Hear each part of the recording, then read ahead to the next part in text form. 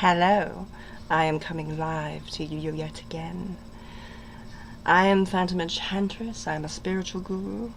I am what you would call a Christian witch, I suppose.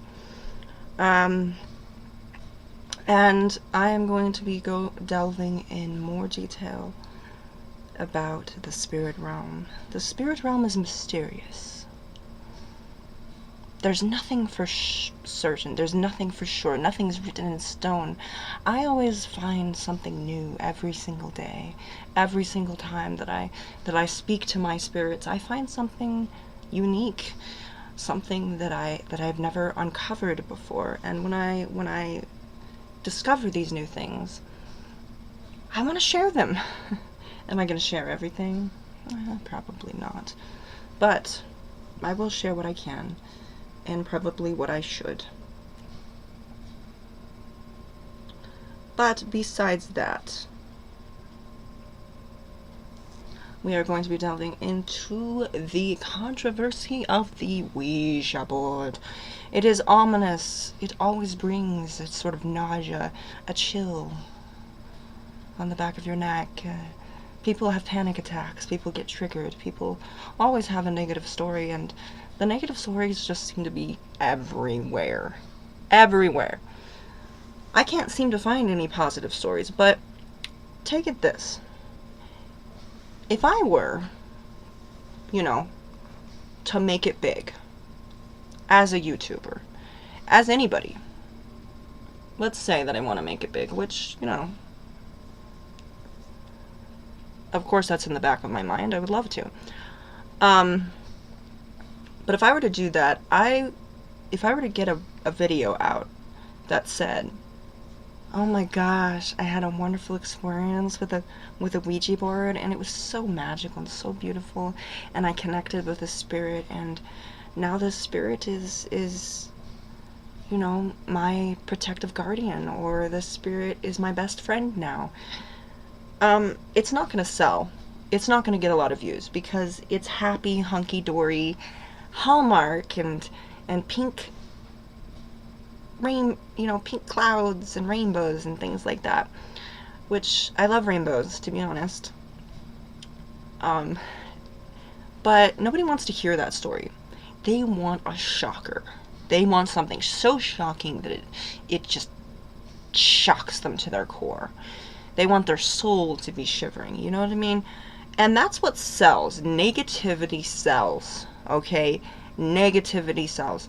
Not only that, but shock. The power of shock value is one of the most popular marketing strategies and techniques for anybody. This goes for the film industry. This goes for digital influencers. This goes for CGI animators.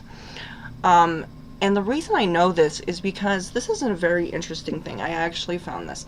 So, how many of you have seen Polar Express? Well, I saw it when it came out. I was a little kid. I don't know how old I was. 12, 13 when it came out. I don't remember how old I was. But I was at that age that I was excited to see it. But there was something that was just so unsettling about it. And to me, it was magical, and some people say it's kind of slow and kind of boring, but there is an actual psychological reason that those characters look that way.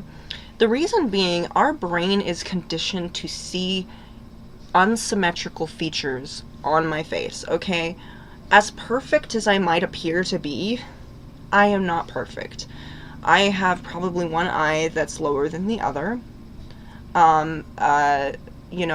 The features, we are not naturally symmetrical. Our bodies are not naturally symmetrical. And there's many reasons for that.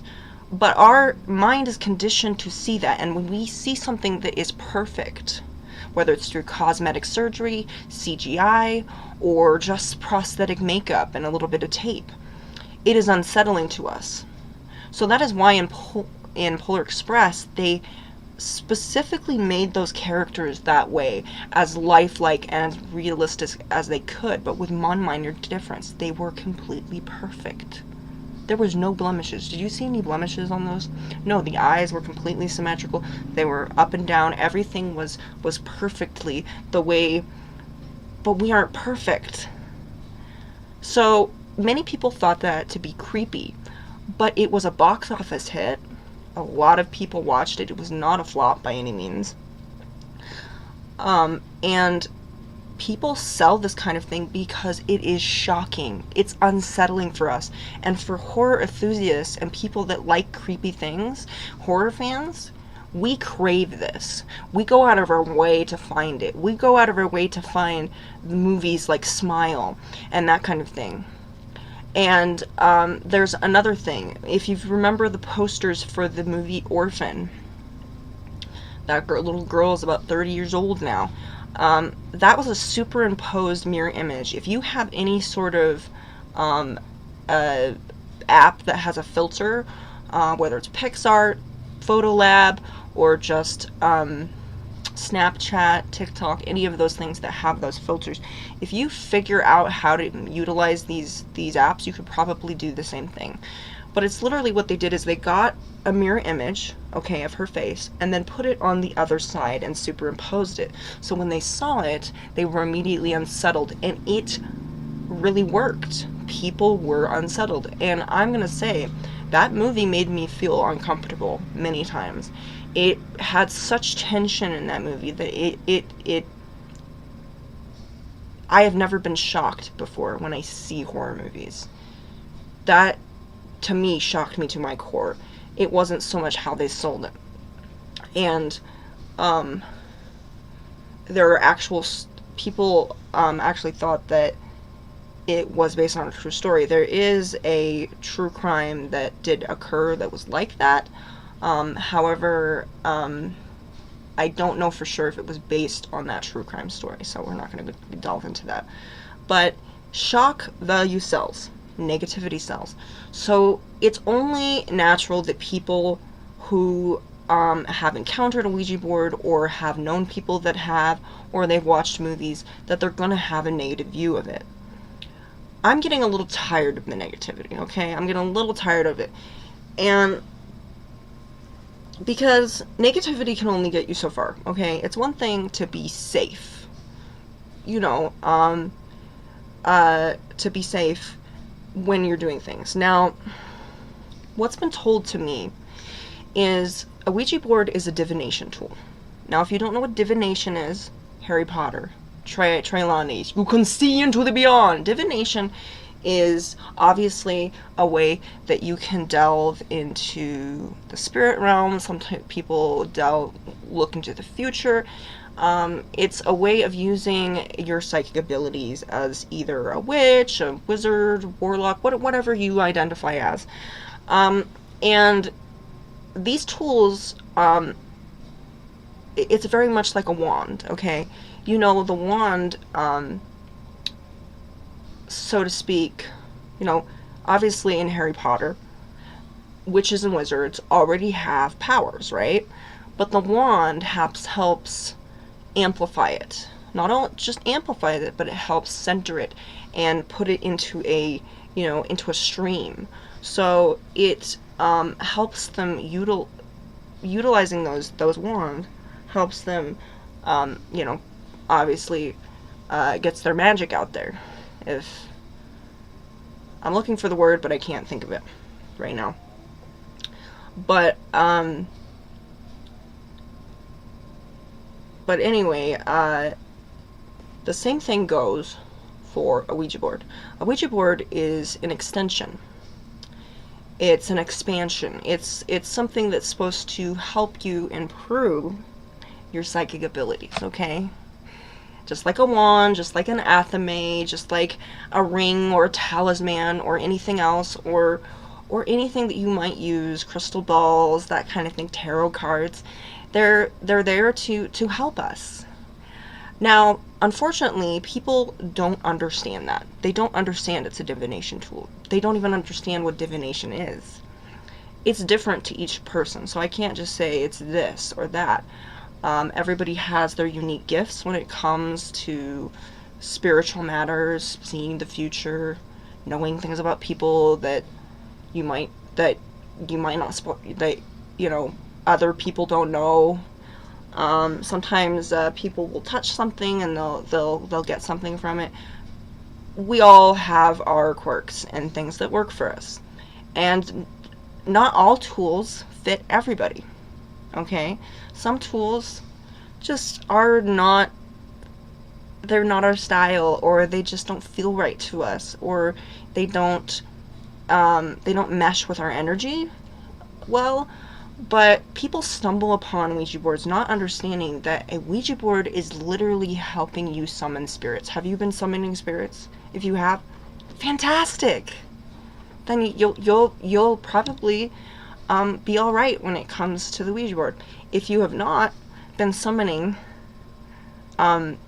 spirits successfully, and you're not comfortable, you're not confident in your psychic abilities, and you are not comfortable with spiritual stimuli, a Ouija board may not be for you, because Ouija boards are for people who it is not a beginner's tool. It is not something that you just pick up and automatically it works. Okay, the first time I used a Ouija board, it was awkward and weird, and I was nervous, and I was constantly I was fighting, I was editing the words that were being told to me. It was not great, but after a while I began to get used to being guided, and that's all that this is. The same way the Holy Spirit is told, when you go to church, it's told to you, you must invoke the Holy Spirit, or to invite this Holy Spirit into your heart and have it guide you. The same thing goes for a Ouija board. It is a temporary invocation, if you will. It is a very intimate and sensual experience. Not, this isn't sexual. But when somebody touches your hand, that is sensual because it involves the senses. Someone is touching you. And when a spirit touches you, and you're sensitive to that, you'll know that that's what's going on. You might not understand it the first time, the first 10 times, but they are putting your hands right on yours and moving that planchette around. That's very close. Now, normally, when someone touches you, that's a privilege, okay? Because not everybody can touch you, okay? Unless you want them to, right? Because that's, rights as human beings, as we know it, nobody should be able to touch you without your permission, right? Of course. So, when someone touches you, it's usually because, they're maybe your family, maybe they're your friends, maybe that's your spouse, and they're trying to show some affection. So, touching your hand is a very affectionate thing, and that takes a certain amount of trust. You need to be able to trust the spirit that you're speaking with and know exactly what spirit you're going to be speaking to, because people don't understand. A Ouija board not only summons, it's communicating with them. They may not have any other way of communicating with you. So this is an exciting time for them. So when you feel an overwhelming feeling, otherwise overwhelming apprehension, overwhelming happiness, overwhelming whatever it is that you're feeling that you know for a fact isn't yours, that can be taken as negatively, and a lot of us do because we don't understand it. That's why I say, when people say don't meddle with them, don't play with them, don't obviously no, you shouldn't dabble with things that you don't understand. They are absolutely correct. I will agree with these people, but there are no absolutes when it comes to the spirit realm. There is no absolutes when it comes to your life. Some things may be predestined. Some things are completely random. Some things we actually may design ourselves or make happen. Sometimes it's one of those things where you set things in motion. Once you knock that one domino off, a whole chain reaction happens. There is nothing, and the thing is, we don't really understand it. We don't understand the spirit realm either. But it's just like anything. just like any tool. Now, if you, it's just like any tool, you know. In order for a tool to function properly, you have to know how to use it properly. For instance, say a tool, say a hammer. Okay, a hammer. Now, there are limitations to a hammer, okay? There's certain things that it can't do, certain things that it shouldn't do. And you need to learn those limitations and learn what the hammer is capable of. What is it capable of? What does it do? How do I use it? And are there proper techniques that would make it better? That's something that you definitely would want to look into. But expecting to use a Ouija board perfectly, but having no experience with spirits and having no experience with divination, or having no experience with anything paranormal or supernatural, that is like expecting to know how to do rocket science because you finished Algebra 1, okay? Two completely different things, okay? Or, for instance, you got a phone the other day, okay? You got a phone the other day. That means that I can program algorithms now. No. Just because you have a phone does not, or a computer, does not mean that you are a freaking technological genius. Okay? I've had phone for many years and I don't know how to program AI. I don't know how to create algorithms. Half of the time I don't even know what an algorithm is. I know it's on YouTube, that's it. I know it's the thing that gives me things. I know it's the system on YouTube that allows me to have content that I like. It's kind of what it is. And I know that you can manipulate it easily. And it's kind of encouraged by YouTube that you manipulate the system because we made it. Okay? We made it. You're thinking, oh no, manipulation. No, when it comes to technology, we need to manipulate it because it's ours. We invented it. So, really, if you're worried about sentient robots right now, you should be more concerned about the people that create those things, because they're the ones that should be in control of it. So don't worry, the robot apocalypse hasn't come yet. And yeah, or how about this? Here's another example of of how crazy it can be. Is if you're expecting to have a safe session on a Ouija board, but you've had no experience of anything supernatural or paranormal before, that is kind of like watching Grey's Anatomy and expecting to become a doctor right after. You could just train and do the test and there you go. It's not that easy. There are steps. For instance, to be a doctor, there are steps. School. You need to study for a certain amount of time. And then you have to, sometimes you have to actually write a thesis. You have to pass a test. You have to constantly, you have to be trained. There's a lot of tests, there's a lot of steps that go into that. You don't just automatically become a doctor because you watched Grey's Anatomy. That is what people expect. They expect it because Hasbro sells it as a game. And that's why I say I don't play, I don't meddle, I don't dabble. I use it because I know how to use it. And I'm gonna say, I don't want to go out of my way and say, oh, these people are they're not very smart. Of course not. I am going to say that a lot of the people that stumble into this are teenagers at sleepover parties, a lot of children, and they want some excitement, and their brains aren't fully developed, so we can forgive that. I don't blame a child. I know that they weren't trying to endanger themselves or endanger anybody. They were just wanted a good time, and sometimes nothing happens. You know, it's the parents that were flickering the lights, or it's amplified because everybody's spooked out and or creeped out by it. And sometimes there's nothing paranormal that's going on at all. But when you have that many energies, it's very conflicting. And as I said, I'm a firm believer in manifestation. When I say manifestation, I mean, let's say, okay, this is just one of those things.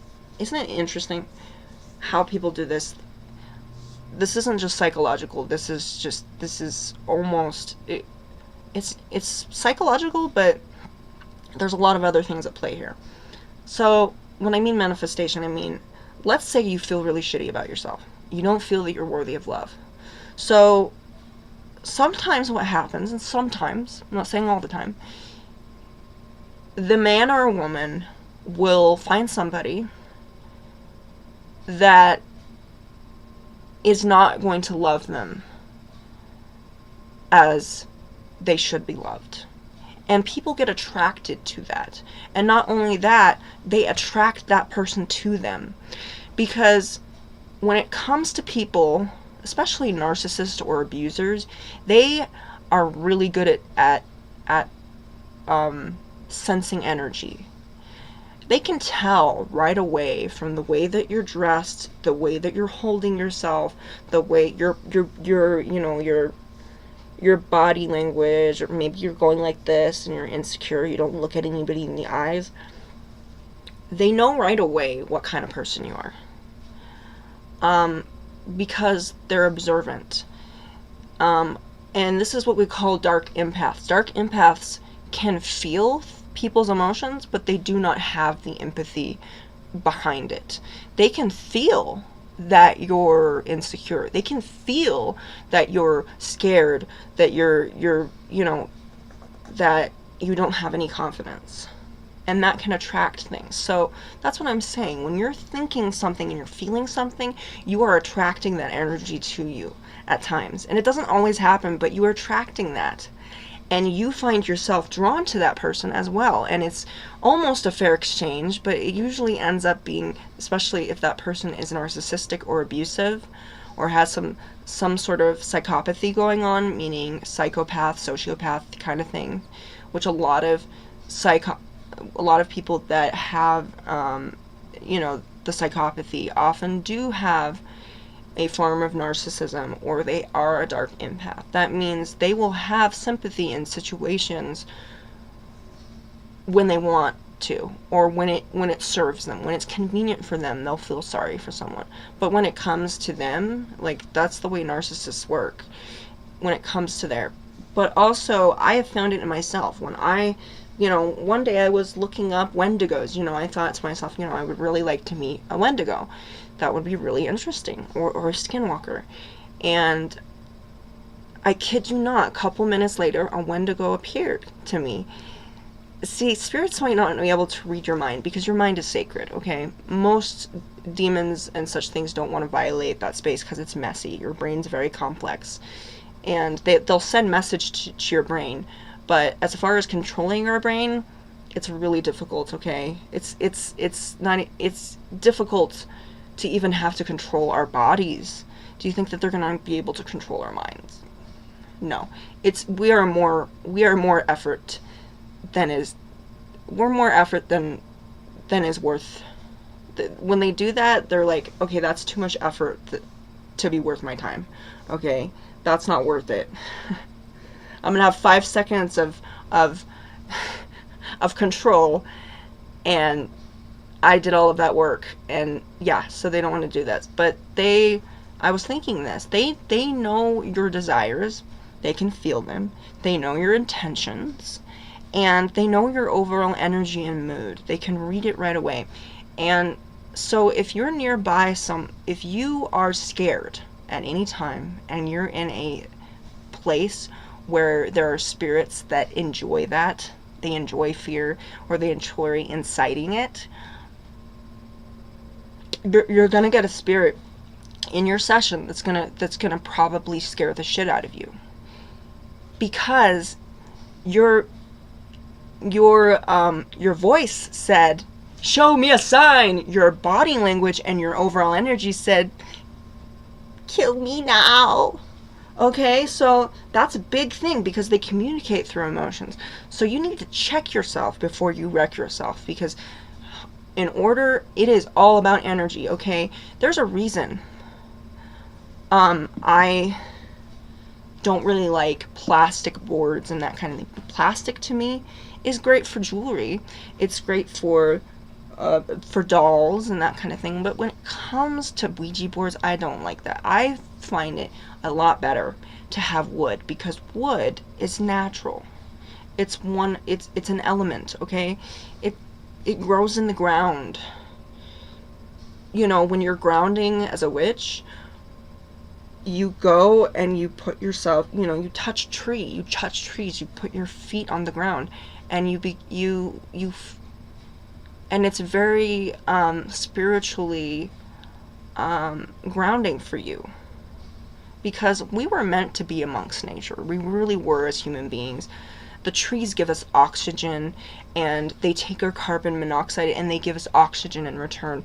They cool down the waters. They really do a lot for our environment, but we destroy them and we cut them down, and we turn them into toilet paper and we wipe our butts with it. We literally, we package it. We put it in Amazon packages, and we're getting to the point where we're running out of these things. We're running out of trees. So to me, wood is very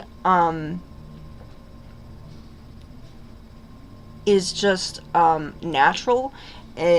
For instance, if you have a wand, it would be made out of wood. That's why Hollywood is called Hollywood, because Hollywood is an actual tree. It's a kind of tree, and it was often used by the witches and warlocks of old.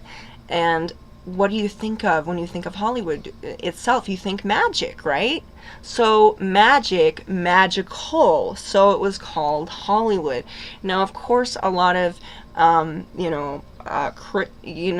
lot of radical Christians will demonize this as much as possible, saying that it's evil. But the way I put it is magical, so Hollywood. So that's why I like the Ouija boards to be wood, because wood it feels real to me. It doesn't feel like, here, I was made in a factory, use me. It doesn't feel like factory. I'm all stiff, don't touch me, I haven't been broken in yet. That's what I feel when I get a plastic board. I don't even own a plastic board, okay? I don't even own one. I have a resin one, but the resin one was horrible. I got a resin board and I thought it would be cool. I did not check the dimensions. I just thought, $20. That's a deal. Didn't realize that it was this big. And it was so small, and not only small, but it had these edges that were really, really sharp. So I was like, oh my gosh, this is one of these things that's probably going to be, when I touch it, I'm going to cut my freaking finger open. So I had to sand it down, and ever since then, I just have not felt it. I have not felt that the spirits like that board. I have not felt my energy meshing with it. I love resin. Resin is great. It is a kind of like plastic. It's pretty durable. Just as long as you don't, put it over an open flame for, a couple hours. But who frickin' does that? Who's gonna frickin' put their ring over a flame for 2 hours? That's some dedication there. But yeah, I like wood because wood is, it feels real and it's smoother. Also, any word of advice, if you're thinking of purchasing one, spend a little extra, okay? It's okay. If you go over the 35 mark, that's good, okay? $35 or more. Because if you're getting just a $12 one from Temu or AliExpress, you're gonna get something that is not really that great. You can't oil them. The Temu Temu boards. You can't oil them, because when you put the essential oil, like the rosemary oil to protect it, the ink comes off. I know. I did that. I had a paper towel. I had this paper towel, and I was going like this, and I had this paper towel, and then I just saw this black, and I was like. Also, rosemary oil tends to make it a little bit gummy, so I would, if you can, I would suggest when you first get the board, use some incense or some Palo Santo, maybe some sage, maybe some lavender or jasmine, something that, but be safe, because, you know, if you're burning anything in the house, fire is dangerous, and everything in your house, your home, your apartment, your condo, whatever you're living in is flammable, okay? You are technically flammable. So, always, you know, use whatever tools you have responsibly, follow the laws, don't start any wildfires. Only you can prevent wildfires, okay? So, be safe about that. And another thing is, you know, it's good to have some cheap boards. I'm not saying that you shouldn't.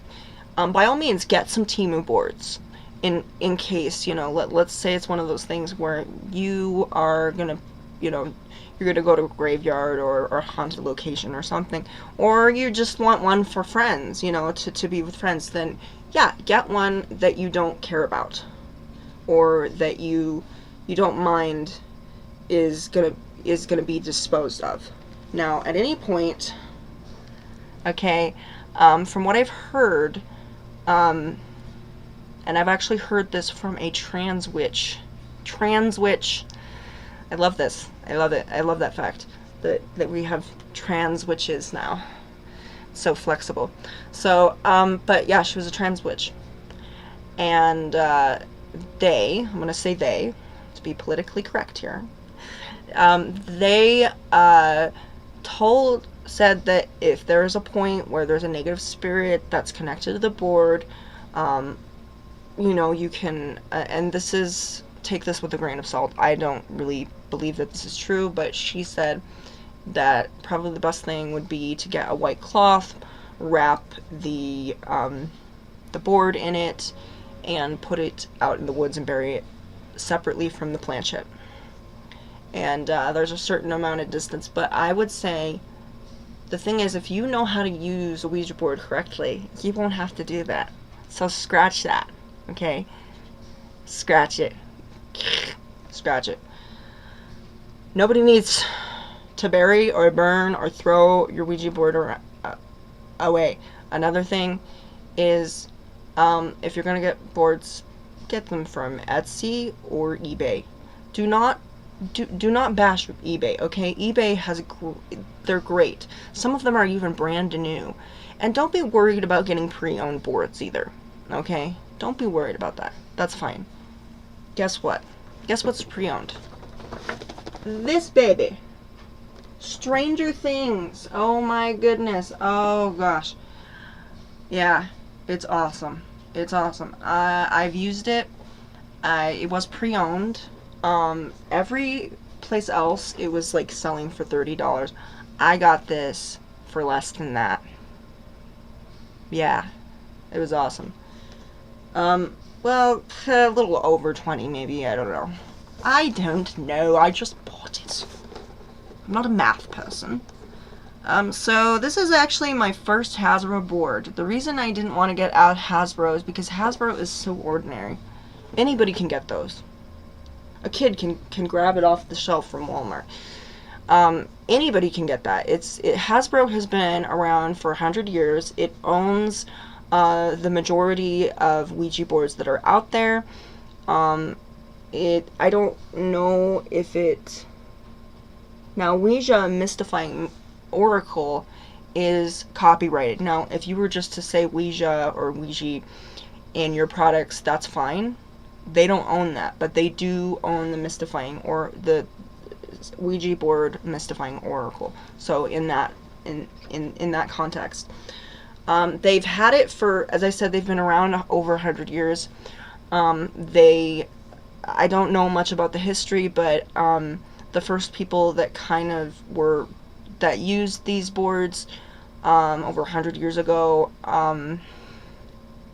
it was kind of invented to simplify things because they wanted to be able to communicate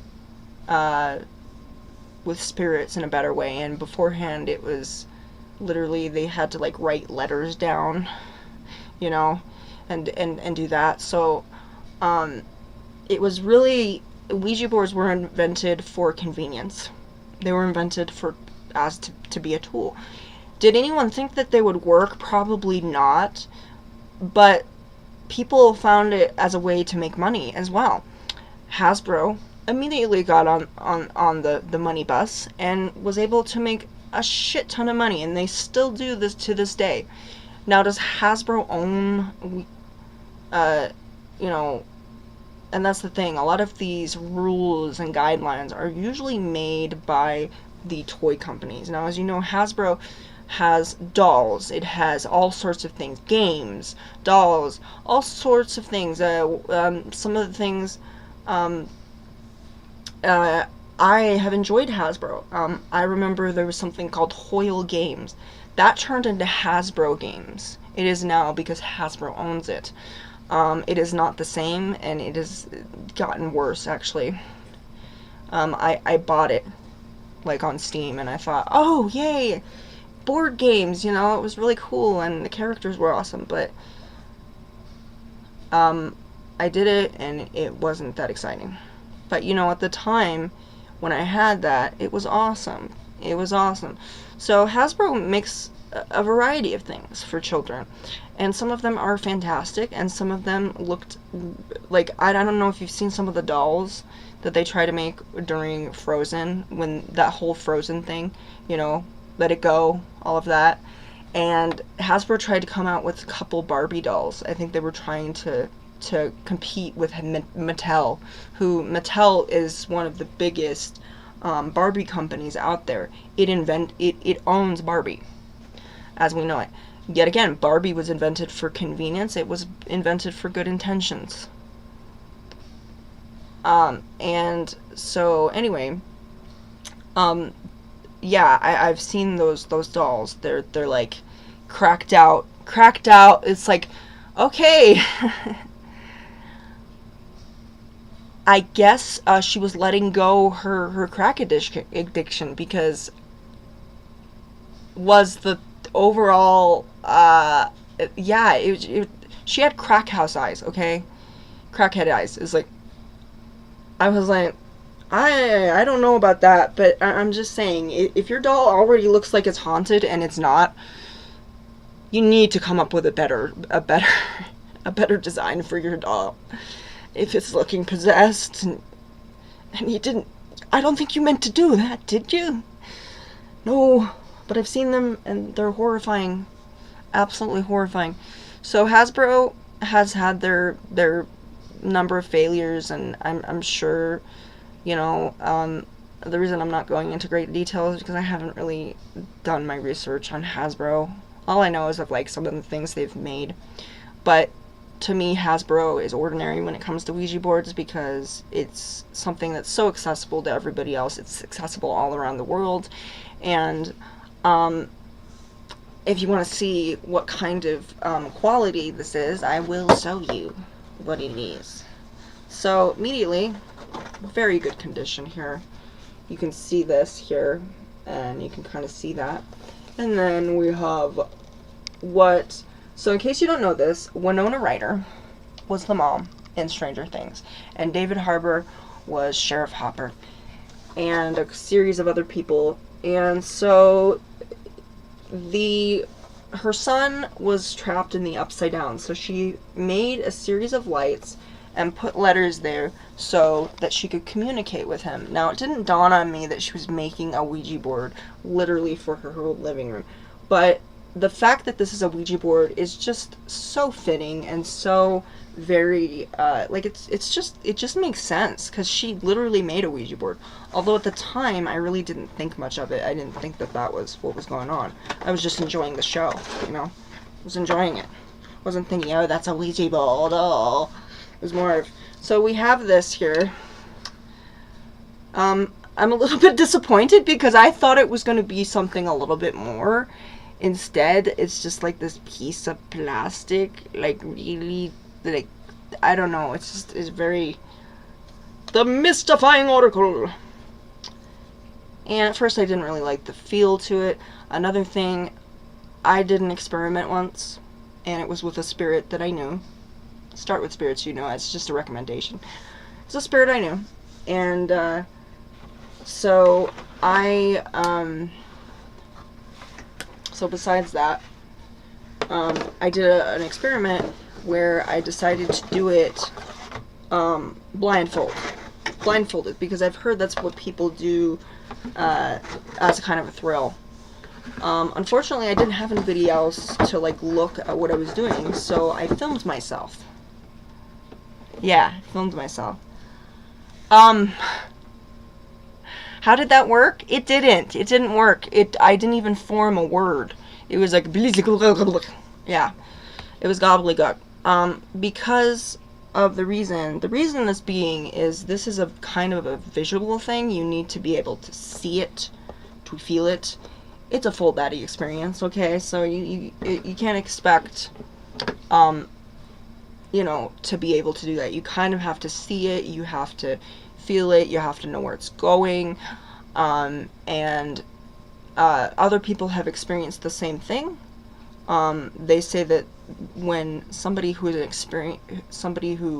like tries to do it blindfold, it ends up not going well, because you need your eye. It's a sensual experience. Sensual meaning it involves the senses.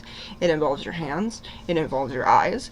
It involves your coordination. So all of these things are working together. And yes, you are moving it, but you're also being influenced. You're cooperating with a spirit. And as I said, since this is a sensual experience, this should be done with not just any spirit. And this is what people do. They just wham down the board and they just say, okay, spirits, talk to me.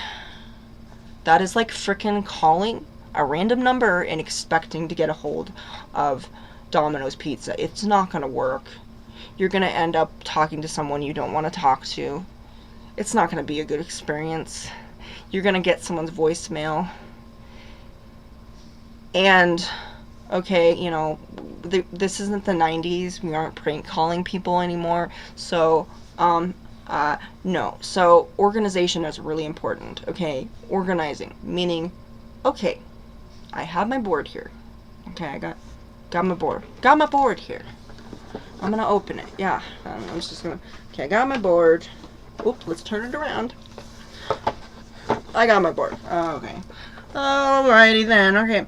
So I need to figure out, who do I want to contact? Do I want to contact an extraterrestrial? Do I want to contact somebody that's died? Do I want to contact somebody? Do I want to contact an angel, a demon? Do I want to contact something that is demonic but isn't a demon, or something that's angelic that's not an angel? There are so many things, so many possibilities, and yet people decide that, okay, well, it's like, you know, take your phone. Our phones are wonderful pieces of technology. They're dangerous, yeah, because they can give out your information to just anybody, and you don't have to be a freaking genius to figure that out. You just have to watch a YouTube video, or access the dark web, or do whatever. You just gotta have, you know, ingenuity and the patience to do that. So, and, you know, let's say, you know, you use your phone to, you know, let's say that you try to call somebody. So when you call somebody, you decide, this is an example for what a Ouija board, because it is a communication device, so it's a great analogy. So when you have your phone, you think to yourself, who am I going to call? Well, I could call Ghostbusters. Okay, let's call Ghostbusters. Okay, let's see. Okay, let me see. I'm going to call Ghostbusters. Wait, do Ghostbusters exist? Yes and no. They exist in whatever universe that created She-Ra. They exist to me in my imagination, yes. But they're not real, so I'm probably not going to be able to call them, right? Nah. Yeah, I looked, I couldn't find it, okay? So the same thing goes for a Ouija board. If you do that, there's like, okay, you're going to decide, who do I want to talk to? So, also you need to know if it's possible to talk to them. Consult your other spirits, okay? That's really, really good. Having a spirit, because if you're doing this on your own, which you can, if you can do tarot cards on your own, you can do this, okay? Doesn't mean that you should, but it's possible, okay? Anything's possible. So you use that, okay? And you, like, for instance, I wanted to reach Ken Page, okay? He passed away. And I was thinking, he just passed away. Maybe he hasn't crossed over yet. Maybe he hasn't, his soul hasn't gone beyond the mortal plane or something. So I was hoping that. And I had been told, and I consulted my spirit's guides, and they told me that he's passed on. Not just passed away, but he's passed on. So I couldn't reach him. And also another thing that I do is when I get my board out, is the thing that I do is I consult my most trusted spirit, maybe it's my guardian angel. It's depending on how I'm feeling that day. And I will say, okay, if it is possible for me to reach the spirit through a safe channel, make it so. So mote it be. Make it so. Now, normally it happens within a few seconds. If nothing happens, then that means it wasn't meant to be. Okay, if nothing happened, there you go. Because it usually happens within a few seconds. But the reason is you don't want this to be left to random chance is because this is a very unpredictable device. This isn't one of those things where you're going to automatically just get a hold of a spirit. And another thing is, if that spirit has, let's say someone has died and their spirit has passed on, they're not coming back here to check on you, because they don't have to. They're spirits. They can do whatever the hell they want. So let's say they've reached their nirvana, they're in paradise, they're in heaven, whatever you think that it is, okay? Wherever you think that they've gone. They're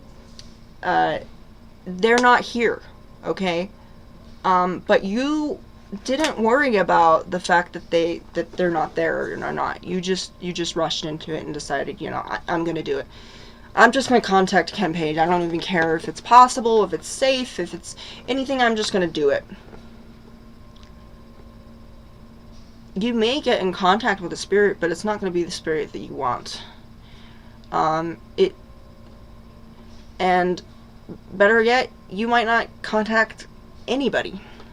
So that's one of those things. The Ouija board is like, it may not work at all. It may work really well. It may look really terribly, but it's all dependent on you and what you're bringing to the board. Because wood, especially wood, really absorbs energy. It absorbs a lot of energy. It does. Just like Harry Potter, it absorbs energy. So wood does, and it absorbs your energy. Most of all, people are so worried about, oh no, some negative thing will cling to the board. Honey, you're the most terrifying thing that's in the frickin' room. Do you realize that? Do you realize that? Yeah, you are, because there's a reason demons don't frickin' try to possess you and take over your mind, because we are drama, we are complex, and our brains, we don't even understand them. But the demons do. Oh yes, they do. But they don't read our minds for a good reason. Okay? Because they understand how it works. And they understand that we've probably been through a lot of shit. and having a demon inside our head probably wouldn't be, it's not going to be enjoyable for them, and it's not going to be enjoyable for us. So, and also it's really hard to fill something that's already full. And we are full of shit, we are full of trauma, we're full of all sorts of things, and that's not enjoyable for them. So, and as much as a lot of these religious fanatics and religious extremists likes to go into, they like to say, they're going to possess you! No, they're not. In fact, do you know how much evil is done without any sort of possession? Any sort of demonic possession. We always think that. You know, I had a pastor that said that when you lose your temper, Satan takes over. Yeah. That kind of thing. I was like, I don't believe that. Thank you. And another thing, you get to decide who you want to contact, which means if you want a freaking terrifying demon that nobody wants to deal with, you can summon it through the Ouija board.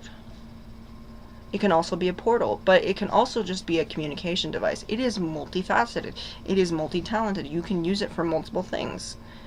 But if you cannot differentiate those three things from one another, then what are you doing with the board?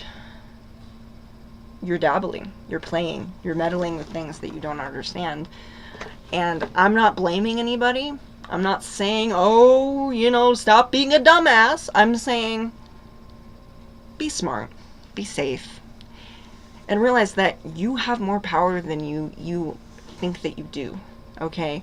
A lot of people are going to tell you that you don't have power. Your words have power, your thoughts have power, your feelings have power. The things that you desire have power. They attract what you want to see in your life. So when you think something and when you intend to do things, let's say I intend to do something really great today. Okay, I intend to clean my room. Okay, I want to clean my room. Now, if my feelings and my thoughts were not aligned with my intentions, I'm not going to get anything done. I'm not going to clean my room. I'm not going to be motivated to clean my room. And I may decide to clean something else. I don't know. I may want to clean my hair or clean the window. I don't know what I'm going to do, but your intentions are not necessarily the things that you want to do, okay? So if you don't want to do something, your intentions don't mean much. It's as simple as that. But as I said, there's always exceptions with things. I mean, just because, that's why I don't like that actions speak louder than words. Well, guess what? When you are ADHD, your actions are being inhibited because you're thinking of a million things per minute, and everybody else is thinking that you're being selfish. It's just one thing if you're not on time for work or that kind of thing. But when you are actually making an effort to function and you're just frozen, because, which is actually part of the ADHD that we don't see. The ADHD where you look like you're tweaking out and in a comatose state. You ever seen somebody just staring at a wall and thinking, oh my gosh, they must be tweaking out? Because that's a thing. That's a thing. Sometimes people will just stare at things when they're getting off of drugs. I don't know which drugs, because I'm not a drug addict, so I don't know. I just know from what other people have told me and what I've seen online. So, now do I understand addiction? Oh, yes, I do. I've been around people that have had addiction. It's not fun. It's not fun. Have you ever seen somebody do something constantly over and over again, and imagine just seeing somebody, you see somebody, you know those fail videos where somebody stumbles or falls? But let's say that they keep doing that over and over and over again, and it's just on a loop.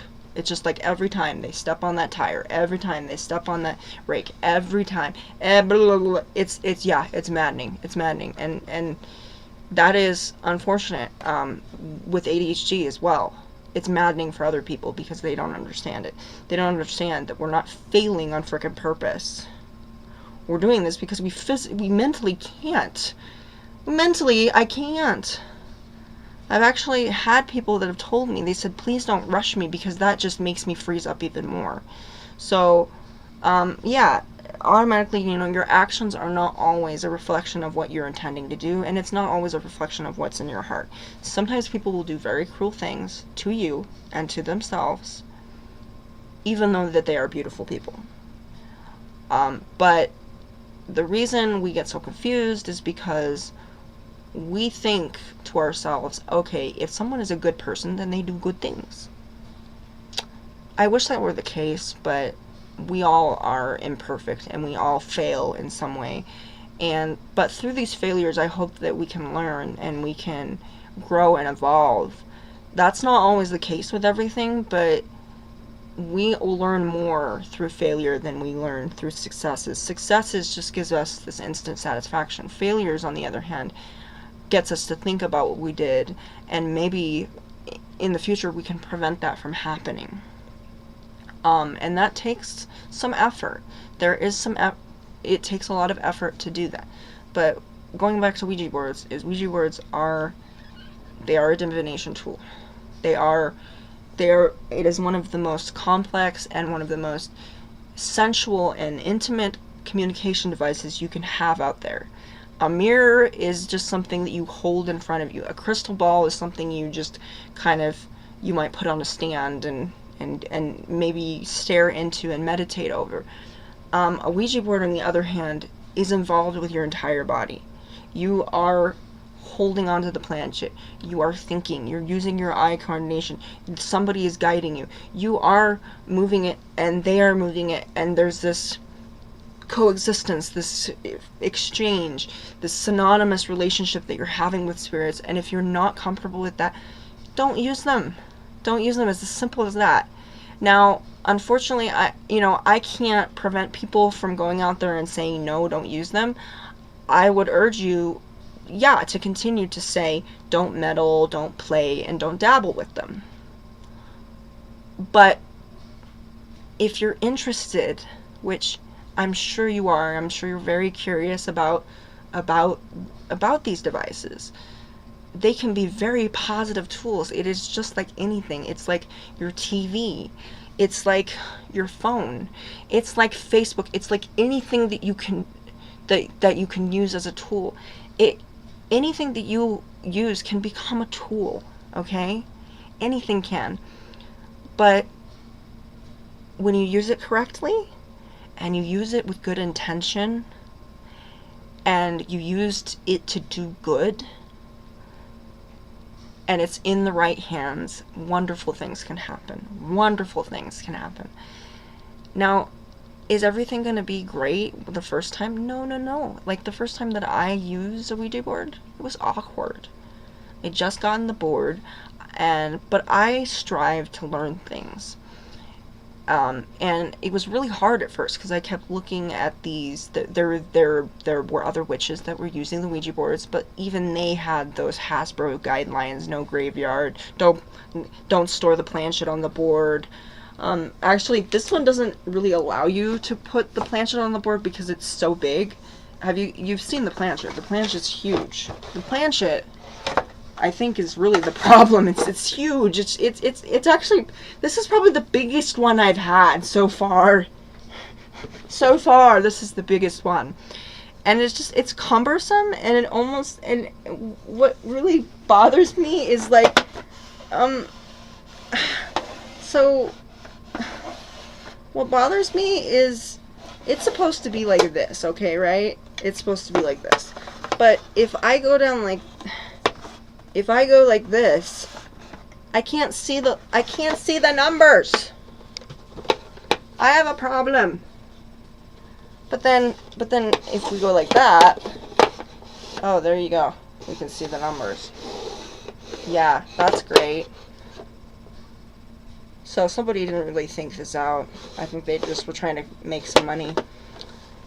They had a deal with Netflix or something. I don't know. Money makes the world go round.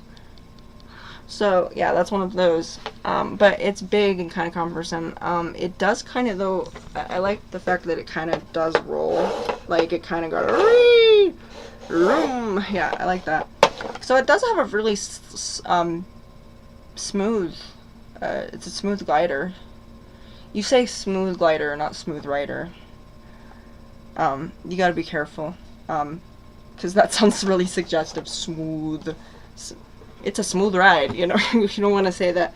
Of course, it could just mean a car term, but for those of you that have their mind in the gutter, we don't want to go there. I love my gutter, darling. Pennywise lives there. It's okay. It's okay. A lot of us live in the gutter. It's really good. I just visit. You know, I have a little tent down there. It's a temporary residency. I always come back home afterwards. But yeah, I like this board. I'm starting to like it more. I mean, the first time it was just so awkward but also knowing where the letters are really does help. Because as I said, for eye-hand coordination, you're going to have to have your eyes and your hand. And that's one of those things. So I wouldn't recommend doing the blindfold thing, because I tried that and that was a disaster. And it was hilarious, actually, because here I am and I'm like, hey, can we do an experiment? And we did the experiment, and it was just like, okay, this doesn't even pass off as a foreign language, okay? And then also another thing is, when you're with others, the great thing about a Ouija board by yourself is you have full control. You don't have to worry about another person's energy or their conflicting energy, because if you have somebody that's a skeptic, that might not work. If you have somebody that's really scared of those things, that might not work either.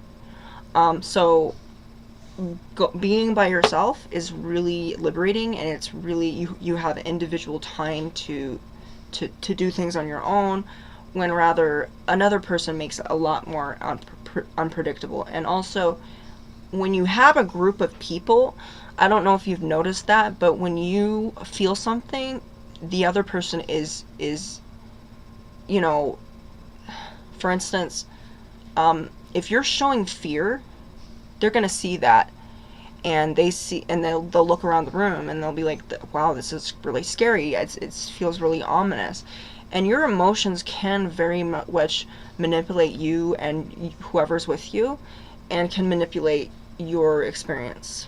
It can really mess with that, and it can make it a very negative experience as well. So when you're by yourself, that allows you to just focus on your energy alone. How are you doing? Have you gotten enough sleep? This is another thing. Have you gotten enough sleep? Have you been sick recently? Are you still sick? I know there's kind of a mental fog that comes when you're sick or when you're not feeling well. Also, are you depressed? Are you feeling a little hopeless? Are you feeling a little lost? That's okay if you are. It's okay not to be okay.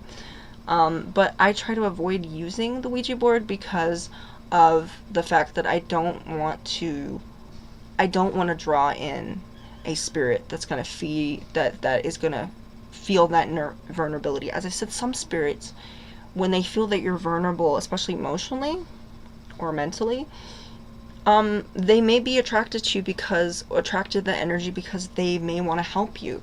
It's not necessarily that they want to prey upon your fear. It's more of, maybe I can help you. But the way that it is, since it is something that is not, this is not something that is random. This is something that you probably need to figure out beforehand. So, but that's another thing is, do you have selenite? I love selenite. Selenite is versatile. It is fairly easy to find any place. I mean, you can get literally like this right here. I don't think this even cost me $10, okay? You can get selenite anywhere online. You go to Amazon, you go to Etsy, you can go to AliExpress, Alibaba, you can go to Temu. It is so accessible and it's not that expensive. And it's biodegradable as well. So if you ever drop one of these outside and you're missing it, after about 3 days, if there's enough moisture and in wherever you are, eventually it will disintegrate. Do not submerge this in water for more than 3 days. It will literally turn to powder. And if you can see this, my nail is literally stronger than this. Now, these come in all shapes and sizes. They look like snakes, some look like angels, and kind of the versatility is what they look like. I prefer the snakes because the snakes are kind of cool. And so this recharges crystals. It can recharge you. So if you're a lady, you know, you can actually put this in your bra, and it will cleanse your energy, so to speak. If you're feeling a little, so it can help you as well. But it can also purify a Ouija board. It can actually do that. So, you can, so for instance, when it comes to magic, anything like that, is having circles that are away from you. So notice how my circles are going away. Or, so when you have a circle that's going this way, that's putting the energy in. So try to get whatever way, I always get it mixed up, clockwise and counterclockwise. So, so you would want to do this and kind of just like, okay, and until you feel that it's purified, sometimes the spirits will let you know, sometimes you'll just know because, you're a badass witch, that's why. Maybe you're a badass bitch too, I don't know. You can be both. Sometimes it's witchcraft, sometimes it's bitchcraft. It depends on what's going on. Just make sure that you have a balance between that. So that's kind of what selenite can do. Selenite's awesome. Now everybody has their unique ways of purifying the board. I have a little Raggedy Ann named Grace. She's fantastic. She's angelic, and she's a holy vessel, according to eBay, which, must be true. It must be true. No, I know she's angelic, and I trust her. And I kind of do the same thing that I would with the selenite, but very gently. And I kind of, and also, if you want to be really thorough, you can do the back too. Now, if you think that that's not good enough, don't do it. If you think that's good enough, then you don't have to do that. So you can do the back one. You can do the backboard as well. And if you want to be really thorough, you can put selenite in the box for a couple of days, so that when it goes into the box, it's gonna, it's gonna have a safe place. You could also store it with selenite if you wanted to, but selenite isn't the only thing that you can use. As I said, I've heard of people that have had talismans. So your jewelry, if you've blessed it, maybe you got some holy water, maybe some rosemary oil, some lavender, some Palo Santo, whatever it is that you think that really works with you. If you think something purifies it, then do so. You use it. I've actually heard of a woman that used a dried ear of corn. It was a talisman for her. And talismans are, if you're not familiar with that term as a magic practitioner or as a witch, a talisman is literally anything that is on a person. For instance, this ring, if you can see, this is a talon. No, it can't actually hurt somebody, but I'm sure if I was in a desperate situation and I pressed hard enough and broke my fingers in the process, I probably could hurt somebody. It just looks cool. Okay, this could be a talisman.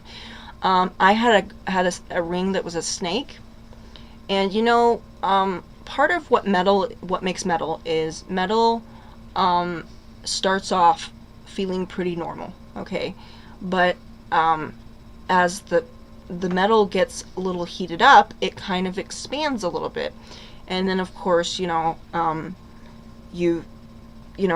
obviously weight fluctuations, water retention can contribute to the ring tightening. But one of the things is I was getting very mad. I was about to punch something, and I felt a tightening in my finger. Now, this was early in the morning, okay? The way it works is that it gets tighter, it gets looser through the day. Now, the fact that it was getting tighter out of nowhere is very interesting. So I pulled the ring off my finger, and there was a white streak around my finger. I immediately knew that this was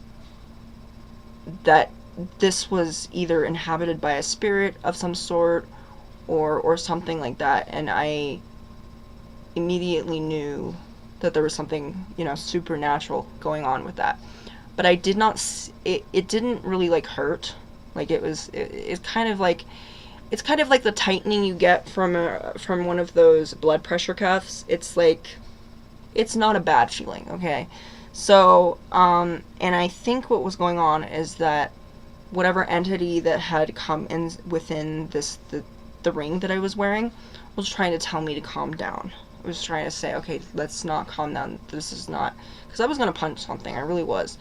And I was upset. And so I think the spirit was trying to essentially, was trying to comfort me. And when you're a spirit magnet like I am, I'm a good spirit magnet, okay? I don't attract bad ones. But spirits will often do things. I will have things that I will pick up from frickin' Walmart, okay? I will get a Monster High doll, bring it home, and say, oh, this is great, and I'll play with it, and it'll start talking to me. Because spirits want to communicate with us they want to. And to connect with us is exciting for them. It's very exciting, and it's a privilege for them, but it's also a privilege for us to be able to communicate with them. So if you have an ability where you can hear things or see things that others don't, you're not crazy, you're not evil, you're not bad, you're not, the devil isn't taking over you, okay? You have abilities, and it's quite possible that you were designed to have these abilities, or perhaps it's just a gift. Maybe it runs in the family. I know that there are people that have psychic abilities, and it runs in the family. So sometimes it can go throughout generations. I know there are many generations of witches. I believe, I can tell you that my grandmother, I do believe, was a witch. She was a good witch. She knew things about people. She could meditate and know things that nobody else knew, like secrets. And I think I recall this one time where my grandmother, she was into transcendental meditation and astral travel and all that fun stuff. So, and she meditated with this woman. She had just met this woman, never seen her before in her life. And she talked to her and said, I know what's wrong with you. She says, so what is it? You have an ovarian cyst, and it's cancerous. And she says, how did you know that? Nobody knew this. And she had meditated, and she had found this out, and astral traveled and all that. And she put her hands on her and healed her. And then sometime later, she saw her again. She had gone through the chemo, and she was in remission. So magic does exist. It's really out there. Now, the relevance, the accuracy of that story, I would take with a grain of salt, because it was my grandmother. My grandmother is now, how do I describe this? If Satan had a wife, or an ex, it would probably be her. Sorry to say, but that's just the kind of person she is. So from witchcraft to bitchcraft is really what happened. I mean, one of the things about psychic abilities is if you don't use them, it's just like anything. It's like learning a language or flexing your muscles. You don't use them, you'd lose them. Okay? You don't lose them altogether. For instance, when it comes to your muscles are already there. They're already there. All you have to do is define them.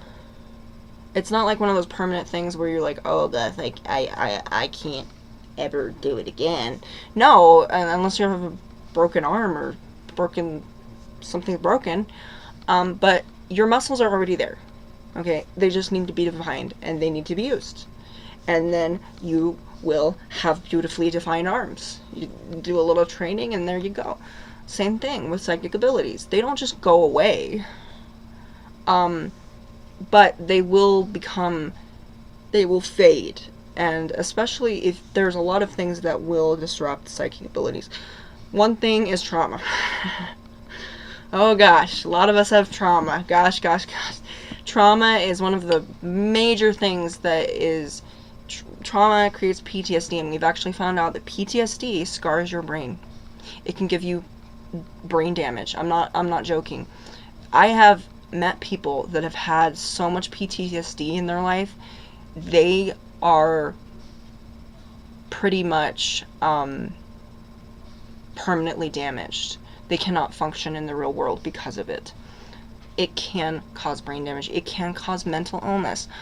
I have seen many times where people are, they're smart and intelligent and they have all their shit together, and then all of a sudden they get that, they get an abusive relationship, or they just have a series of things happen to them that were so traumatizing, and they regress as mentally and emotionally, and it is very, very tragic. So for instance, you could find out, let's say, you do have bipolar in your family, but you've never had it, but then all of a sudden you have something really traumatic happen to you, and it can trigger that. And so I'm a firm believer that PTSD can cause a lot of problems, and fuck anybody who tells you that you need to get over it, okay? Yeah, fuck that. That is not appropriate. Just get over it. Just move on. Guess what? You don't move on from PTSD because it's freaking etched into your brain. It's etched into your brain forever. Now, what does change is how you cope and how you manage that trauma. So things will fade. Eventually, scars fade. True. And your brain will heal. Time does heal all wounds eventually. But it does take a little bit of effort on our part. And there is no time limit. You may have to heal from PTSD for the rest of your life. Okay, that's okay. If you have to do that, if you have to take that long until the very day you die, okay, it's your life. Who cares? Nobody else is living it for you. So, so nobody has the right to tell you that you need to heal in a certain amount of time. That is not possible. Your brain is going to heal when it needs to, and since these trauma and PTSD are connected with so much emotional turmoil, you're going to have to get through those emotions, and you're going to have to express them, you're going to have to explain them, you're going to have to reflect on them, you're going to have to figure out why they were there in the first place, and it's a journey. It is a learning experience of getting over PTSD, but PTSD is one of the things that can very much block psychic abilities because of the emotional intensity that it can put you through. And it can be very, it can be a process. But other than that, another thing that can block psychic abilities is just negativity. Okay, overall negativity. If you're around somebody that's constantly toxic and negative, or you're around somebody, whether it's work or home or someplace that you can't really readily escape without a lot of trouble, and you want to keep a job and you want to have a home, that can really prevent it. Also, if there's somebody that's constantly behind you telling you, you can't do this, or you shouldn't do this, or why are you doing this, you're having that kind of thing going on, that's going to prevent you. So, who you're around is going to affect your overall mood. Just is. There's a lot of things called situational depression, where you're only depressed because you're in a situation that's keeping you in that depressive state. And that can be a person, a home, a place, a tent somewhere. It can be anything. And people will tell you to get out of that relationship. I understand that very, very well. But sometimes getting out of a abusive relationship means that you will be freaking homeless, and you will have no plans. You don't have a job. You don't have a home. You don't have anything. And some people are willing to do that, but some people actually have to have a process of doing that. Otherwise, going to a women's shelter, going to whatever shelter that they need. There is sometimes a process that's involved, and a lot of people, they say the man or woman that's leaving a abusive relationship will fail a total of 7 times. So 7 times they're probably going to leave that person, family member, spouse, whatever, partner, and they say a total of 7 times. So yeah, there's a process, and it's really hard to unwrap those emotional attachments you have, but it's really important that you differentiate emotional attachments with emotional connection. Emotional connection means I am constantly engaging with you. I am giving you advice. I am emotionally connecting with you, and we are sharing something back and forth. Emotional attachment means I don't know why I love you, but I do, and I have to keep on, because if I don't, I'm going to fall apart. That is an emotional attachment. And emotional attachments are so very, very painful. That's why a lot of people, when they do the cord cutting, so the candle with the string attached on, they often find it difficult to let go because they have many emotional attachments. And emotional attachments are very much like peeling off the skin around your fingers, and it's just like it just keeps coming and coming. I don't know if you've seen that, in a cartoon where he was like, eventually he was just a skeleton because of the skin around his nail, and it's like that, and it's painful. It's painful because it's almost like you're taking your skin off, and because you've kept it so close and you've clung to that person or the love that person, and sometimes we just love the way people make us feel. We don't necessarily love them, or we love, which is not something that probably should be done. You can't just love. It's just not very, people say that, I love. I just love. Because sometimes, you get, love is amazing, and when you have it, it's wonderful. But when you don't have it, it's horrible. So we will do everything that we can to love someone, and sometimes at the risk and cost of our own happiness and sanity. And we will neglect our own needs, and we will destroy ourselves or allow other people to destroy us. And that's just, I'm not saying that as a negative thing. I'm saying, well, yeah, I am, but not like a judgmental thing. But we make attachments a lot, and we don't realize it because it's so intense. It's so intense when you're with someone, when you're arguing, when you're kissing them, when you're doing whatever it is, hugging them. It's hard to differentiate, and it's painful, and you need to be patient with these people when it comes to that. Some people don't think they are worth, it's also a matter of confidence and how you see yourself and what you think you're worth, because you're worth a lot more than people tell you what you are. You are important. You do have a purpose. You are powerful. Your thoughts and your words and your intentions are powerful. You just have to learn how to utilize them and use them and channel them. And a Ouija board is really just another way of channeling your psychic abilities. It's not it doesn't have to be some ominous thing. If you have trauma that's surrounded by this board, use another device. Use something else. Use your phone. Use whatever. It doesn't have to be this.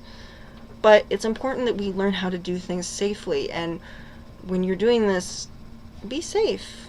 Be safe about about what you're putting out there, because believe me, you put out a lot of things without knowing it. When you enter a room, you're giving out a lot of energy. You might not know what it is, but there's going to be somebody in the room that's going to feel it, and they're going to know. So for instance, you know, there's something that I like. Okay, I like Scott Bakula, okay? Some people don't, but I do. I like Scott Bakula. Okay, I watched Enterprises. I did all of that. I think he has a really nice tuchus, and I used to call him Sweet Cheeks. But never mind that. I think he's super talented. I respect him as an actor.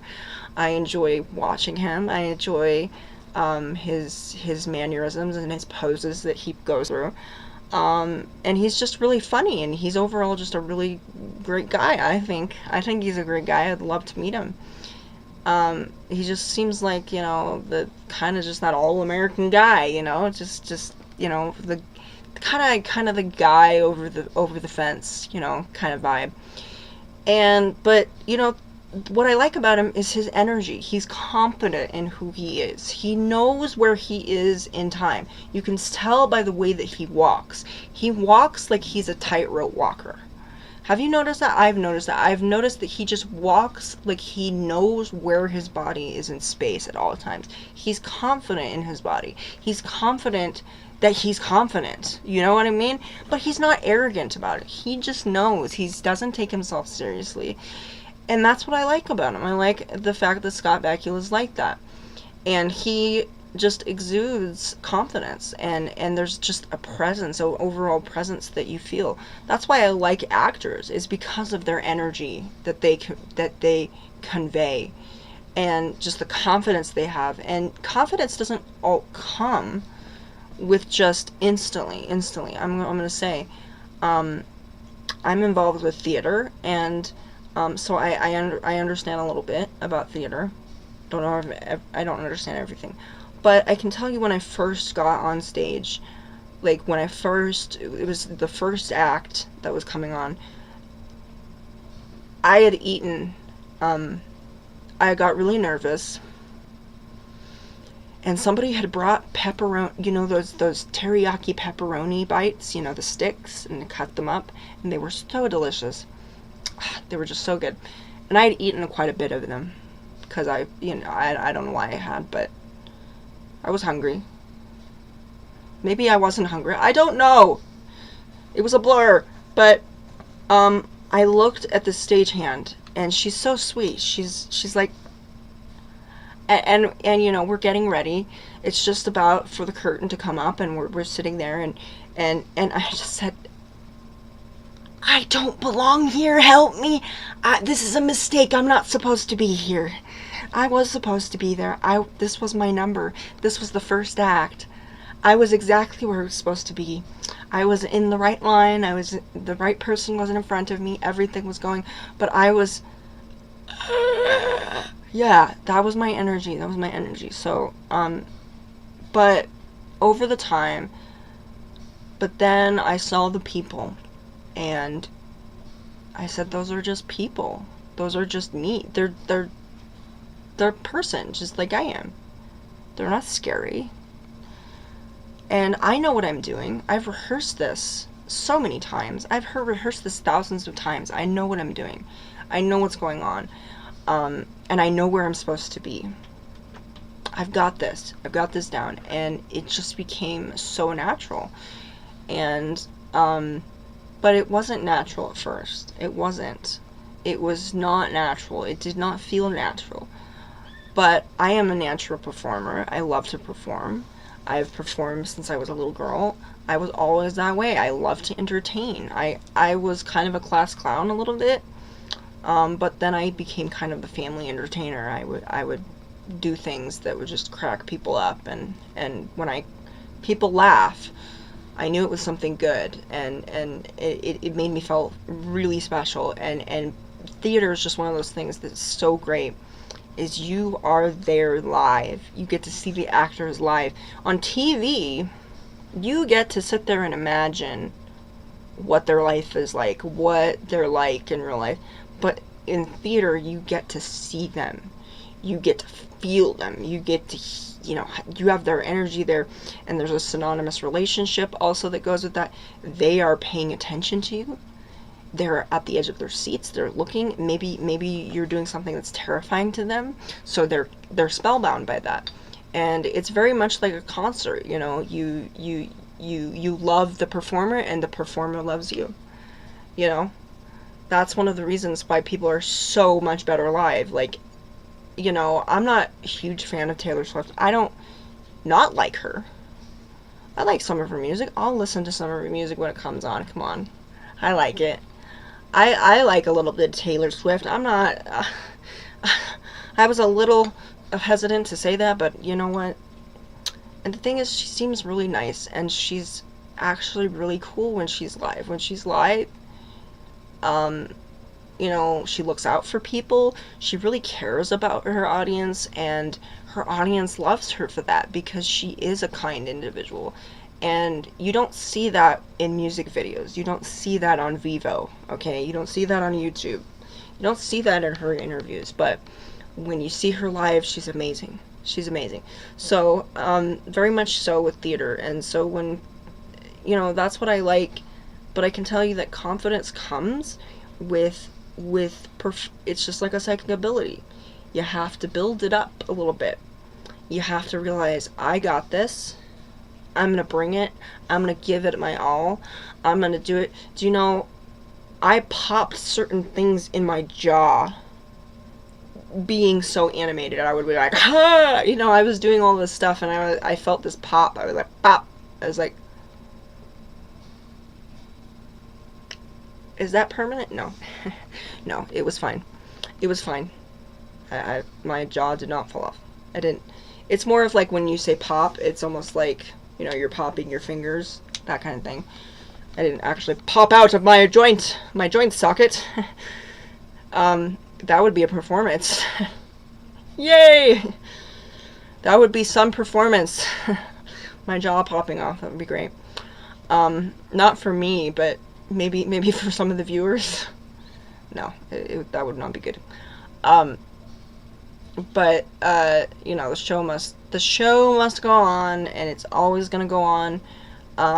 One of the things that's really cool is when you practice something enough, it just becomes second nature. It's like a language, A lot of people I've heard have had languages, and they would take up a language, they knew it really well, but because, like, for instance, there's this guy, the guy that plays Wishmaster, Andrew Divoff, Russian, Venezuelan, language connoisseur as well, Renaissance man as far as I'm concerned, and he knew Romanian. He knows about 10 different languages, but he knew Romanian, and he said that he lost the ability to do that because he wasn't around enough Romanians, and kind of the way that's why people pick up languages all the time. That's why 5-year-olds can pick up Korean or Japanese, because maybe, it's constantly spoken in their home. Maybe they're a transfer student. And it's because when you're constantly with that certain things, and you're constantly practicing it, you get really good at it, and it just becomes a second nature. Eventually, it's just like breathing. It's just like opening your eyes in the morning, having coffee, taking a shower. It's a very habitual, ritualistic thing. And that's the way with performances, and with psychic abilities, it's very much like that. The more you use it, the stronger it's going to become. You're going to be confident. And there's nothing wrong with confidence. People mix up confidence with arrogance. Confidence is okay. Confidence means you know what you're doing, and you know how to do it, and you don't care if somebody, if there's that one person that doesn't like you, because guess what? You got audience participation. You got everybody there. Someone's going to like it. Somebody's bound to like it. If one person likes it, good. But really, it's confidence is a personal thing, and there's nothing wrong with being confident in your body. There's nothing wrong with showing off your body. There's nothing wrong with being confident in who you are, because guess what? You're the only one that's like you. Okay? And I've had people in the theater say, I really admire your confidence, and I really admire, and I just think to myself, I'm just like, I wasn't always like this. I wasn't. I wasn't. But here I am, rehearsing every single day that performance, rehearsing, and keeping on doing that. And eventually, without my knowledge, I became confident. I can tell you when my director came and started doing the dance movements for me, and they're saying, okay, here, do this, do that. And I'm like, there's no way in hell I'm going to be able to do that. Several months later, I'm doing it just fine. So really just time and effort, otherwise effort in the mundane, so just doing things over and over again. I found that there's nothing better than repetition. And if I want to learn a song, if I want to learn dialogue, if I want to do that, I will do it over and over and over and over and over again. And and you know what? I excel at that because I was that kid that watched Nightmare Before Christmas a lot. My grandmother had to hide the VHS tape from me. Literally. Yeah, I was like, what happened to it? You watched it too many times! And I still love the movie. It is such a wonderful movie. I can tell you, I know it by heart still. I mean, when I was 5 years old, I was watching it, and now I'm still watching it, and it comes natural. Phantom of the Opera, same thing. I've listened and watched it so many times, so it just comes naturally to me. And it comes naturally to us all to be habitual, to have the habitual brain, to do things over and over. The only thing that is wrong about that can be wrong, is when we fixate on things that we shouldn't. Negativity, PTSD, people's lives online. I know there are people that cannot have social media for that fact because they will obsess over little things and be scrolling constantly all day. And so it's really just utilizing our brain to the best of its ability, and utilizing it on positive things, on things that we know are going to benefit us. Friendships, learning something new, psychic ability, speaking with spirits, doing anything. You can always put your brain, put your mind into, and you can retrain your brain. You can reprogram it yourself, but it takes repetition. So for instance, if you don't see your body as being beautiful, every day you can look in the mirror and say, you know what, I have really great legs. Or, oh my gosh, you could say something about your face. Maybe there's something that you like. Or, I have really great hair. Oh my gosh. And then every day you kind of look at it, because a lot of us have body dysphoria. Body dysphoria is where we see something completely different. And mirrors don't show us a perfect image of what we see, and our brain does not always perceive what's going on. I can tell you when I look in photos, I'm just like, why do I look 100 pounds heavier? Why do I look so fat? What's wrong? What is wrong with me? I need to lose some weight. And then I realized, and then somebody would tell me, it's about angles. It is. And, you know how they say especially when you're filming, oh my gosh, yeah, that adds 100 pounds right there. Like, I just be like, but don't worry about that. Video and camera, photos and video are not reliable. The way you see yourself is not always reliable. What is reliable is, what are the majority of people saying about you? What are probably a majority of people don't even freaking care. They don't care. The majority of people don't care how much you weigh. They don't care about how big your boobs are or how flat your ass is. They don't. Now, unless they're going to be dating you or paying your bills, or they're your family member, or they're actually concerned about you, that really shouldn't be on their mind, because they're just meeting you, or they just see you. There may be certain aspects of your body that they may notice first, but for the most part, people see what they want to see. And really, what it comes down to is how you want to see yourself. And you can change the way that you see yourself by constantly giving yourself affirmations. Affirmations are powerful because they are utilizing the habitual part of your brain. Your brain is meant to do things over and over again, and it is meant to learn through that method of repetition. So, utilizing it in that way to do that, just say something positive about yourself in the mirror. Say something about yourself. Say, hey, I have a really flat stomach, or hey, at least my nose is straight. Try writing them down, putting them on the wall, reciting them every day. Be eventually, now is affirmations the solve, the secret formula to all life? Can it just solve everything? No. No. No. If you don't want to learn from your repetition, and you're not fully invested in this method, otherwise you don't believe what you're saying, then no.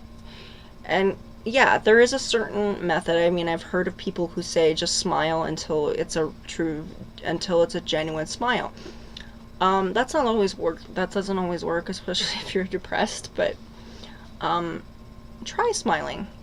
Try smiling and see where it goes. If it's not working, obviously smiling isn't going to work, and neither is repetition. But do the affirmations when you are, obviously in a good state of mind, and do that. That's good. So there's nothing wrong with that. But just know that there's no perfect system. There's no system. It's not all size fits all. It's one size fits all. It's not that easy. We all have unique paths that we take, and unique methods and techniques that we use to get us from one place to another. And if you think one method works over the other, then do that. That's the thing about self-help. That's why I don't like self-help talkers, essentially, because they are for a kind of a particular audience and a particular person. Same things with dieting. Dieting works, it's one of those things. It's like, well, this diet might work if you're 5'4" and you're diabetic and you eat dodo birds. It's just like, oh yay, it fits this one person, but it doesn't fit me. So yeah, a couple people over here will say this really works, and then another person will say that didn't work. I gained more weight because of that. But I would say, just stick with what works for you. Don't be like, don't try to join the crowd or join the fad or the trend, because trending stuff doesn't work. Okay, counting calories doesn't work. Sometimes exercising doesn't even work. Okay. Sometimes even changing their diet doesn't work. I can tell you there are people that eat the same things for their whole life, and the only thing that they changed is they ate less of it. So, if you eat cheeseburgers and fries every day, but you eat less of that food, you may find yourself improving. Just little things here and there. It's really just a personal preference. So that's why I don't go out of my way and tell people, don't ever do this or don't ever do that. And if I do that, please correct me, because I get really passionate and I get really swept away with my passion, and sometimes I don't realize that I'm using absolutes and being general. And we all are general, and sometimes very, we don't realize, oh yeah, that's something I shouldn't have said because there is this kind of person and this kind of... So I try to be very, very accepting with the fact that I realize that not everybody's me. Not everybody uses these, thinks that this is cool. And I am probably the only person that fucking likes it. So, yeah, maybe I'm the only person that does that. So I can't expect, like, for instance, it seems to be with the self-help. It's like, if you like Terrifier 2,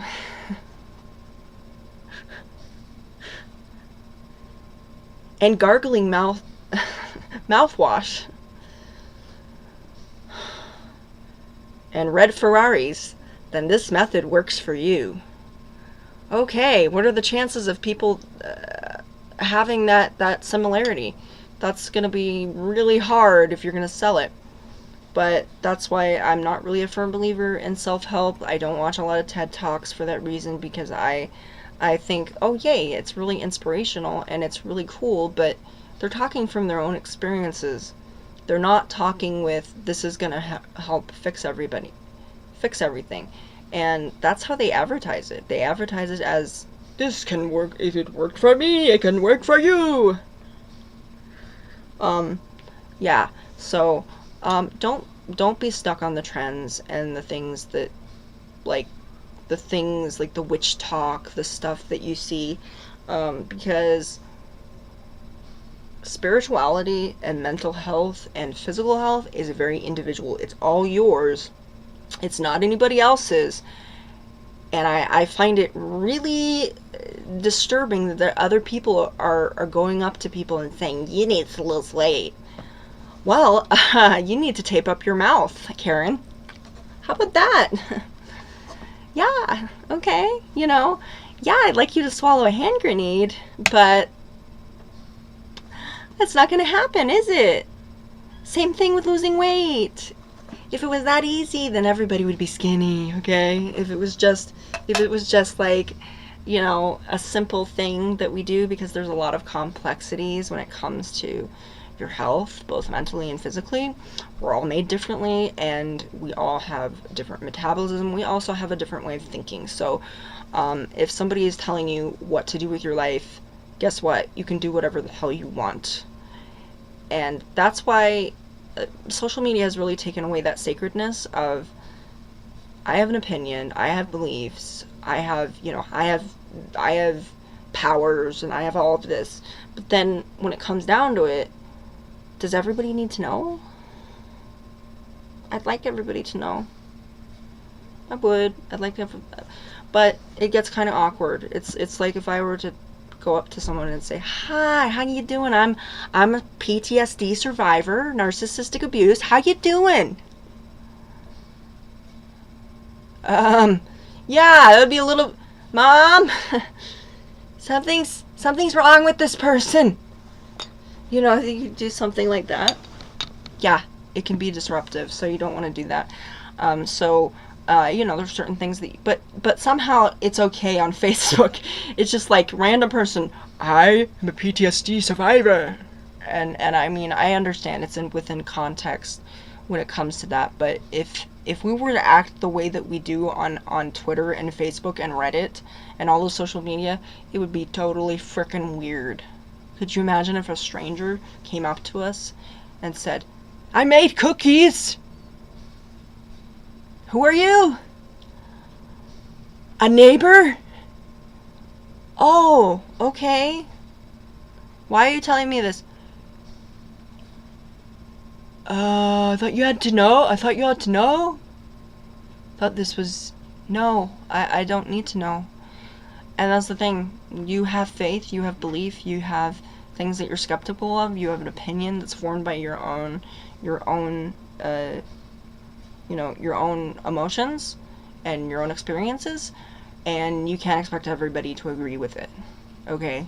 I don't expect everybody to agree with it. What I'm doing. I would like people to be polite, and I do not tolerate when people are disrespectful. Disrespectful is one thing. Now, to state your opinion and say, hey, I have this opinion, and, I think that this is, that this is how I feel about it. That's fine. It's about how you present your opinion is really what matters. If you're coming on, but if you're going on social media and you're saying, I think this, prove me wrong, because I think that you're wrong, and you need to stop with this wrongness, okay? You need to stop with this. I had people do that. I had a person on Facebook do that. They're like, you need to stop with this. And I'm like, oh my gosh. I need to stop? I need to stop? Guess what? You don't fucking run my life. Why don't you stop? Okay? And the thing is, they were trying to advocate autism. Okay, that's even funnier. They didn't like the way that I was presenting autism. You know what their problem was? Was that I was telling people that autism was a superpower. I didn't say that very often. I said it to a select few, you know, like people that I was trying to mentor and people I was trying to help with autism. I was just trying to help. But they said, you need to stop with that. I'm like, I need to stop with that? How about you join one of my lives that's actually, because I was part of an autism group and I did lives on there pretty regularly at that time in my life. I don't anymore because I have other priorities. I moved on, obviously, you know, doing other things. But I have a lot of experience with going live, so that's great. But I said, why don't you join? And they just would not get off of it. I was like, you know what? You know, the thing about this is you are supposed to be representing autism, and you're bashing someone that is also trying to represent autism and actually lives with it on a regular basis. So you're getting on your soapbox and you're bashing someone. How are you helping anybody? You know what I mean? It's like, if you have to represent something, represent it in a positive way, casual way, happy. Be happy about it. Be cool. Be understanding. Don't be like, you can't say that about autism. Guess what? I can fucking say anything I want about autism because I have it. And I don't need anybody telling me that I can't speak another way, because that's physically impossible. If I told you to stop speaking, are you going to stop speaking? No, you're not. You might not want to speak for a little bit, but you're going to eventually find it's really difficult not to speak, because you have to communicate, and then you have to go to work, and you have to do all these other things. So you're not going to do. So guess what? Some rando on the internet can't tell you that you can't do something. And yeah, I've never had that kind of aggression either. And the thing is, they kept going. Eventually I had to turn off the notifications for that, because I was like, there is no reasoning with this person. Because I try to, you know, when someone says, you know, points something out that's wrong or that kind of thing, I will meet them halfway. I will say, you know what, I do agree. What I do is I agree with an aspect of what they're saying. So if there's a certain aspect of what they're saying that I agree with, I will say absolutely, you know what, and then I will apologize if there's a problem. If I say, I'm so sorry, I come off as a little too intense, or you know what, I was being general, I didn't mean to offend you, and sometimes I will end up making friends that way, because they'll realize, because they can't hear my tone in a text, because I could be freaking saying, hi, how are you? And they're like, I'm doing good, loser.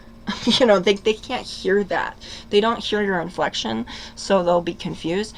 And so what I do is I tell them what I meant to get from that. And usually, you know, they'll be very understanding, but sometimes you have that one person that just won't let it go.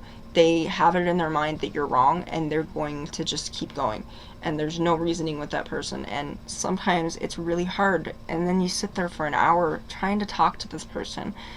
2 hours go by, and you just feel like, oh my gosh, I just feel so freaking stupid for doing this. Like, I literally wasted my time talking to a person that just doesn't understand reason and has their own kind of reasoning. There's certain things that you're probably not going to believe when people tell you, and that's okay.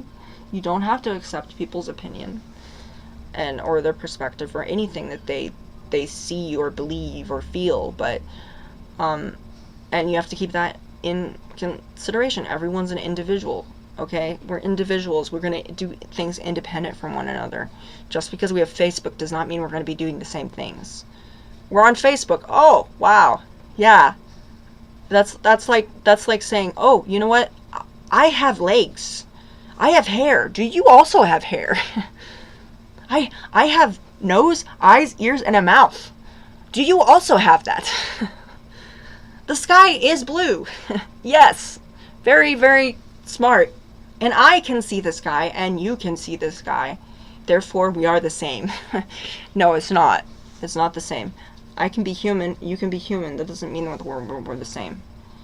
It does not mean that we are the same. So, just because you're human and I'm human does not mean we have anything in common. Okay, so that's what Facebook is. It just gathers all of these millions and billions of people together, and then just says, okay, you deal with it. Oh, by the way, we're going to be using a new kind of AI, which really isn't AI, it's just a robot algorithm like YouTube, but we're selling it as AI.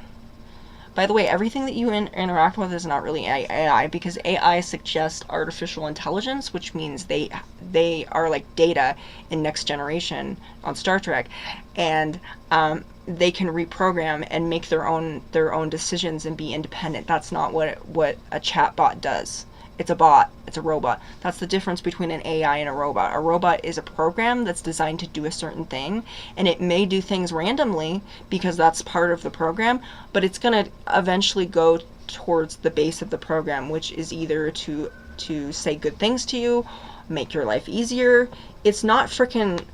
Okay, Alexa's not taking over your house because of the reason it's a fucking program. It's a program. It doesn't have feelings. It's not sentient. It's not looking around the living room and going, where am I? Who are you? And why are you touching all my buttons? It's not, because it's a box. This is a box. It doesn't have sentience. It cannot tell me how I'm feeling today or how it's feeling. So, yes, I work with chatbots. I call them AI, but they're not really AI. AI is data. AI is iRobot. AI is where a robot suddenly understands who they are and understands that they can, and then can control themselves, just like we can. That's not happening yet. We haven't gotten to that point, so stop worrying about it. It's not a problem. Anyway, I hope all of you have a beautiful, blessed day. It's been a great live, and I have to get on with the rest of my day and do other magical things. But stay magical, stay blessed, and stay independent as much as you can, and experience and learn new things, and hopefully you can share your experience